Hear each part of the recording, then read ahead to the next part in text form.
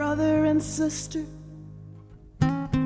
there's something I want to share. If I had to choose a theme for this new project, I would call it full circle. Full circle to me means when I look back at my life, I started out in church, singing in the choir and playing the piano for the Sunday school and for the BTU, which is called the Baptist Training Union, which was every Sunday evening.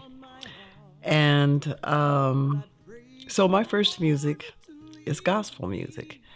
I sang my first solo when I was 9 years old, and it was a very, very moving experience for me, because as I was standing there in front of the church with the choir behind me, I had this overwhelming feeling of joy and of love, and it was a very warm feeling, and it was a little unnerving because I was only 9 and I was in the middle of my solo, but I was having this feeling. It was just kind of like welling up inside. And I remember very clearly that when I finished that song and went and took my seat there with the choir, that the feeling was still there. To make a long story short, at the end of the sermon, I ended up joining the church, and a couple of weeks later, I was baptized. At that time, little did I know that I would end up in a career of music, because from that time on through high school, university, my passion was art, and that's what my degree is in. But I always had music in my life. I went through the school choirs, and when I got in university, I joined a band, a couple of different bands, and for me, it's just, I don't know, just fun, something I could do. And as a young adult in university, it kind of helped me put myself through school financially. So, yeah, I never thought of it as a career.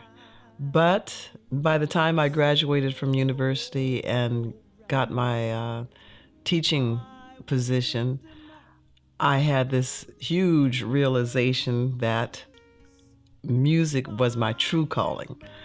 So I stopped teaching right in the middle of the school year and joined a band and never looked back. It so happened that the first band I joined was rock and roll. So that was interesting for a girl who grew up in church, but it was a lot of fun and I learned a lot. But then there was a slow evolution into R&B, and from R&B into pop music of the day, and finally an evolution into jazz music. Back in those days, if you were a cover band, which we were, that means we sang music that was recorded by somebody else already, you were pretty much expected to perform those songs exactly like the record. And I always heard other musical possibilities. I heard variations of melodies and rhythms, and I always heard that. I felt it. And when I got the courage to actually start executing this in my work, the media began referring to me as a jazz singer. And I was really very perturbed about that. What are they talking about? And I went to one of the elder musicians in town and was talking to him about it. I said, well, why are they doing this? I don't know anything about jazz. He said, you ought to take that as a compliment. Jazz is the American art form, and I suggest that you start listening to it.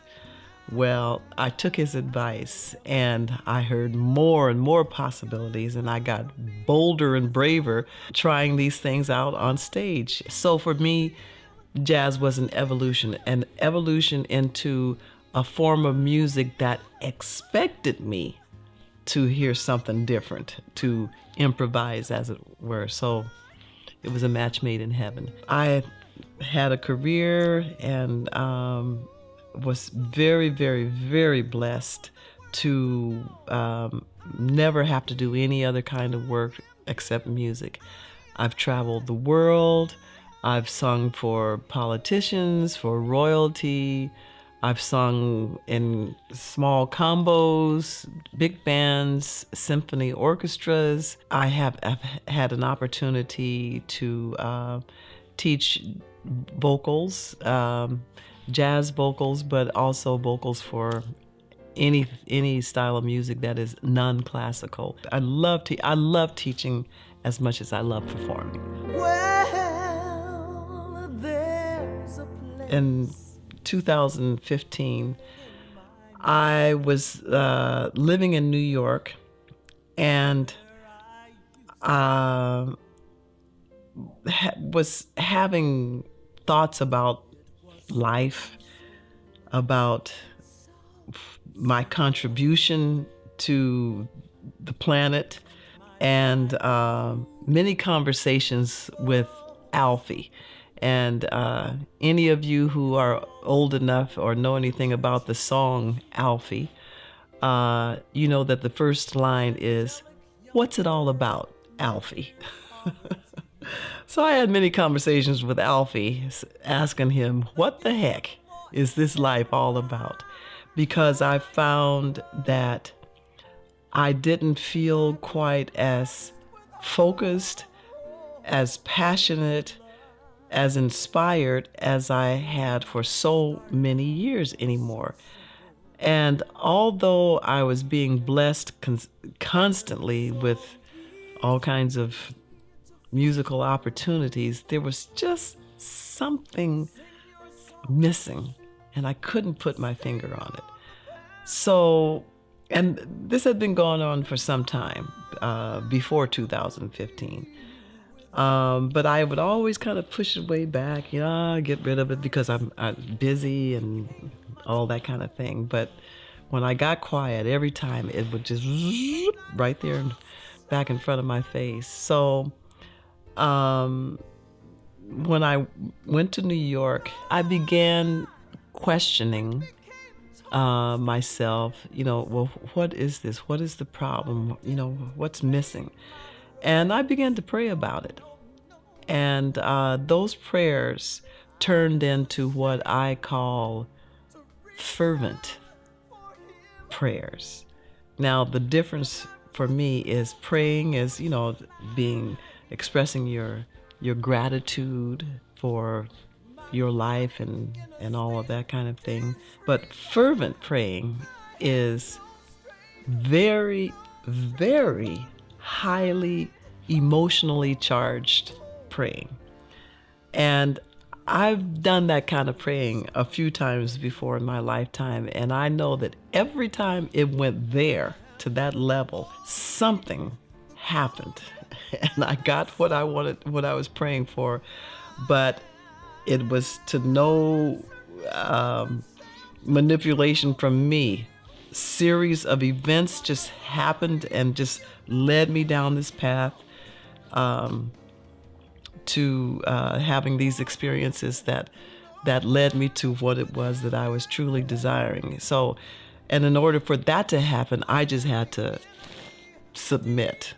I said, it doesn't matter to me how long it takes, how it comes about, who's involved, what it looks like, what it feels like. I'm ready for whatever it takes, for however long it takes, in whatever way it takes to manifest what it is I desire. So I was there. And I said, okay, this will be an interesting journey, I'm sure, because it always is. So I prayed, and within literally a couple of weeks, all of a sudden, I get a diagnosis of breast cancer. I had just gone in for a regular checkup. Test came back. You have breast cancer. Now, the interesting thing is, I was not afraid. I wasn't really surprised.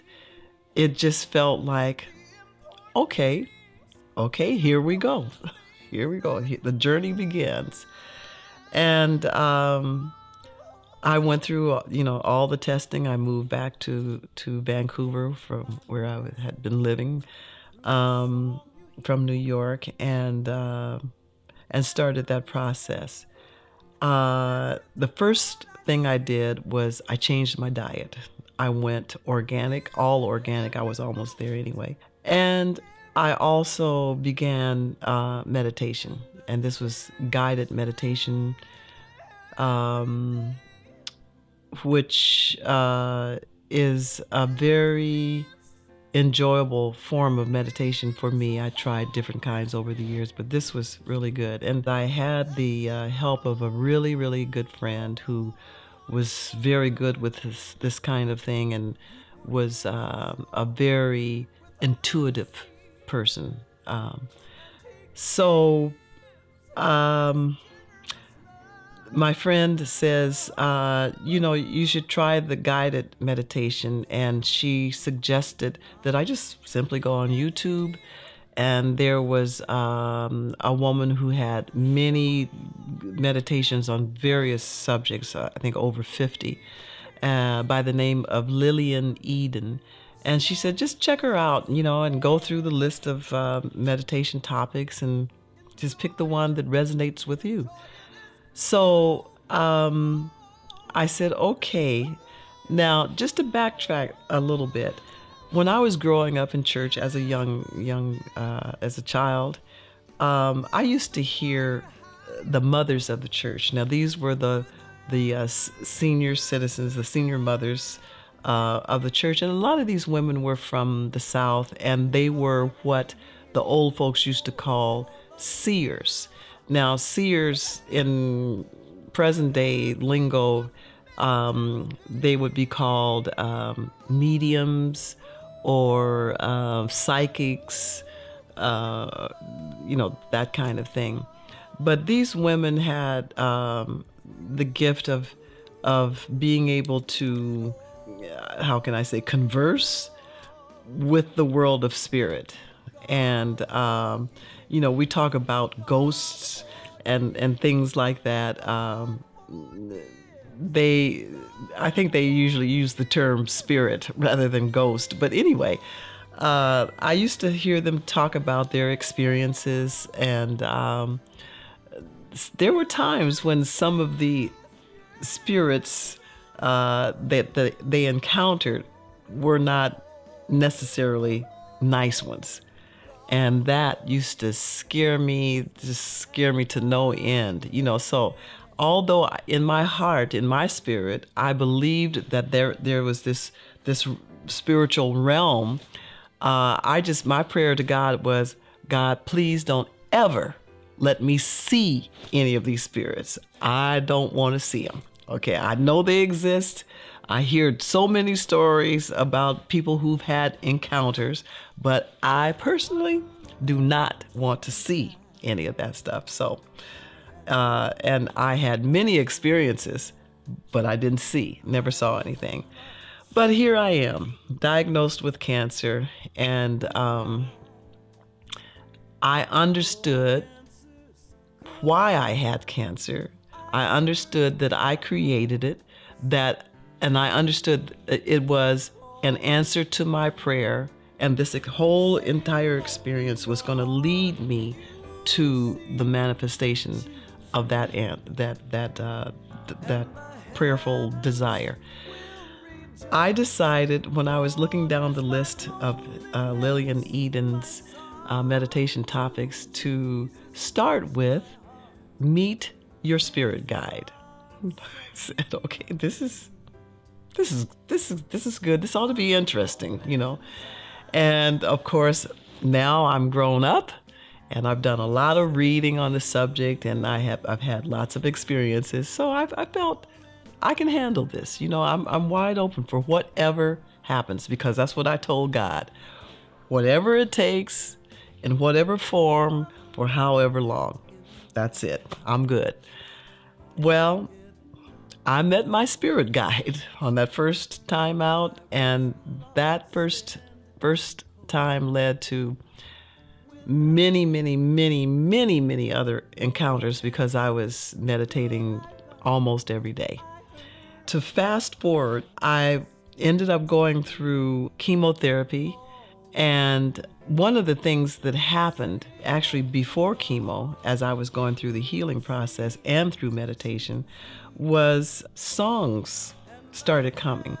Now, I had people who knew me that says, "Dee, you're going to come out of this, and you're going to have all of these songs, and it's going to be wonderful."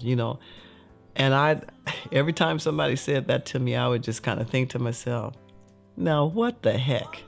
Here I am hooked up to chemo infusion, killing myself here, and they're talking about writing songs and stuff. Well, I don't know how they knew, but all of that and then some happened. Right away, the songs started coming. They came so fast during meditation that I had to start bringing my cell phone with me so I could record. So I could just sing these melodies or say these words into the phone. And when I finished the meditation, I would go up to my piano and sit down, and the songs would just be there. It was amazing. And the content of the songs was what this whole experience was about. My purpose. Why was I feeling the way I was? What was God's will for me from that point for the rest of my life? Obviously, my will wasn't working. So, and I was ready 100% to have His will, to fulfill His will in my life. That's what I wanted to do. So I knew that these songs, these stories were messages that could possibly help a lot of people, help them from an inspirational point of view, to bring peace, to bring a better understanding, and for healing, not just physically, healing emotionally or whatever way, spiritually. And I said, okay, this is it. This is it. So from that point of view, it provided me a full circle, because the style of the songs that were coming to me, and they still are, by the way, was gospel. So for me, it was also everything that I hope other people get out of this. Inspiring, uplifting. It brings passion to me. It certainly has brought healing to me, and peace and freedom. Freedom from all thoughts and words that do not serve me or the greater good of mankind, actually. I feel loving. I feel like I know I have a light to shine in this world, and this whole experience has increased the wattage of my light, and that brings me great joy to be able to share this information with people and to actually see it make a difference in people's lives. So I am grateful beyond measure for this experience, and as awful as cancer is and everything that goes along with it, I would not change one part of this journey that I've been on. I wouldn't want to have cancer again, but if that's what it took to have the experience and to come out with what I've been blessed to have, I'd do it in a heartbeat. Full circle.